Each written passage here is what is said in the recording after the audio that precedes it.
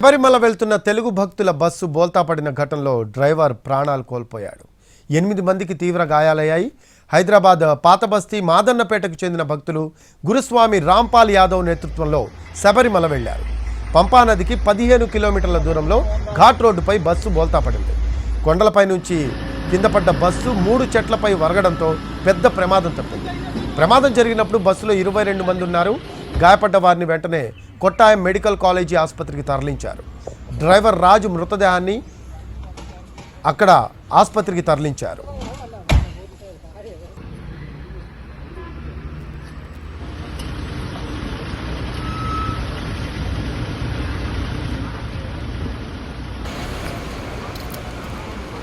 శబరిమల వెళ్తున్న తెలుగు భక్తుల బస్సు బోల్తా పడిన ఘటనలో డ్రైవర్ ప్రాణాలు కోల్పోయాడు.